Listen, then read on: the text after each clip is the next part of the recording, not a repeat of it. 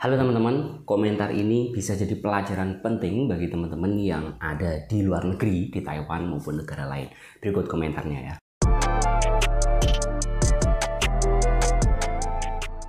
Ini yang aku terapkan di Taiwan, enggak libur, beli apa-apa seperlunya, tidak tergiur beli barang di online. Kalau pengen apa-apa, masak sendiri lebih irit. Tabungan nomor 1. Dan kemudian juga menjadi Mbak Yulia, itu aku gak mau menyanyiakan waktuku di Taiwan, fokus dengan tujuan awal punya rumah tahun ini, nabung buat usaha nanti, gak mau neko-neko di negara orang.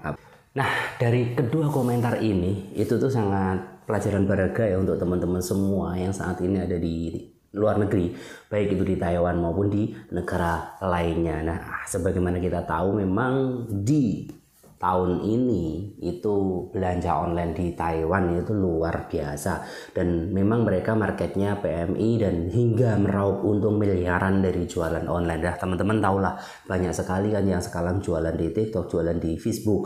Walaupun di Taiwan TikTok nggak ada keranjang kuning, tapi bisa jualan lewat chat pribadinya, dan kemudian juga di Facebook, kemudian di tempat lainnya, dan mereka live-nya berjam-jam untuk menyasar teman-teman semuanya. Nah, di sini kita tidak menyalahkan siapapun yang jualan ataupun enggak, tapi di sini kita mau mengedukasi teman-teman semua yang ada di Taiwan. Biasanya kalau kita lihat jualan online di Facebook gitu ya, ataupun di tempat lainnya itu, kita itu seringkali tergoda dan seringkali kita ingin beli, akhirnya tanpa sadar pengeluaran kita untuk itu tuh sangat luar biasa banyak ya. Jadi waktunya tadinya kita ingin ngirit, tadinya ingin kita segera meraih masa depan, tapi karena tiba-tiba uang kita habis saja untuk belanja-belanja online seperti ini. Udah, untuk teman-teman semuanya hati-hati ya, jangan tergiur dengan belanja online. Ya memang nggak ada salahnya belanja, tapi kalau belanjanya tidak sesuai kebutuhan, itu nanti yang dikorbankan adalah uang kita dan waktu kita. Dimana kita bekerja di Taiwan tidak selamanya, dimana majikan yang baik itu tidak selamanya, dimana pasien yang kita pelihara, yang kita openi, yang kita rumati itu yang baik itu tidak selamanya. Ada kalanya kita juga harus pindah dan nasib kita nanti tidak tahu. Jadi kalau teman-teman tetap harus spill uangnya ya, ketika gaji 20.000 jangan habiskan untuk belanja online.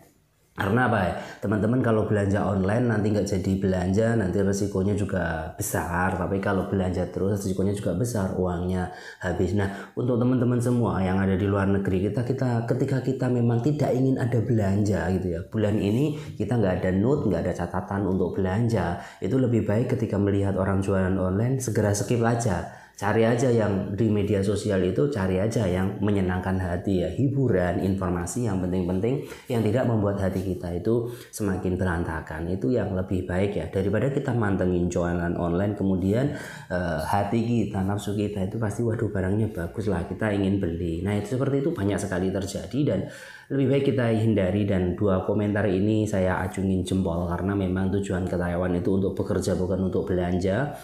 Walaupun ya mau bagaimanapun bisnis di kalangan PMI itu untungnya memang luar biasa. Banyak sekali orang-orang yang sangat kaya raya dengan memanfaatkan bisnis dari para PMI. Bahkan ya PMI itu bisa dibisniskan itu dari pra penempatan, saat penempatan sampai pulang. Pra penempatan ya kita tahu lah, ada sponsor, ada PL, ada PT yang mana ada bos PT yang kere, itu nggak ada. Bos PT pasti kaya-kaya. Nah itu kan siapa yang dijual, kan tenaga PMI itu ya. Kemudian saat di luar negeri itu dari agensi nggak ada yang miskin kan, kaya semua. Kemudian bisnis-bisnis yang menyasar TKI seperti pengiriman uang ya nggak, seperti travel, kemudian seperti jualan, toko-toko Indo dan toko-toko warung-warung Indonesia seperti yang di luar negeri itu kan banyak sekali ya. Tidak bisa disebutkan satu persatu, itu banyak sekali. Mereka sasarannya siapa? PMI. Mereka ada yang miskin nggak ada. Kemudian ya sekarang ada yang jualan online, dan jualan online itu dari PMI itu mereka raup luar biasa besar ya, bahkan miliaran. Ada yang bilang ke saya tuh miliaran omsetnya itu dari jualan ke TKI yang hanya ada di Taiwan saja. Nah itu saat ada di Taiwan. Kemudian saat pulang ke Indonesia juga masih ada lagi yang mereka itu menjadi ladangnya seperti di travel, di tiket dan lain sebagainya. Bahkan yang di sana kabur juga masih ada ladangnya. Jadi PMI itu walaupun kehidupan mereka per orangnya itu ya standar seperti itu, ada yang kaya ada yang enggak, tapi orang-orang yang berbisnis di kalangan PMI ini nggak ada yang miskin.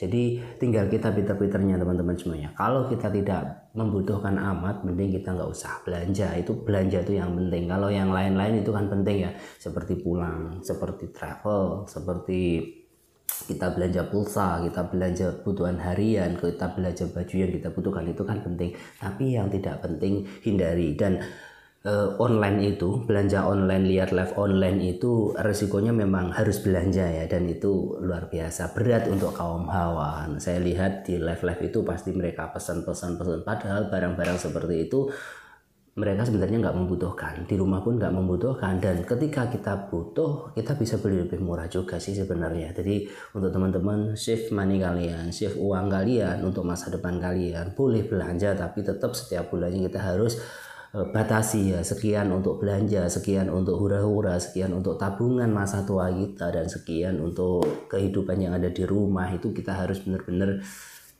hitung dan benar-benar terapkan baik-baik. Jangan sampai dunia online menghabiskan uangmu.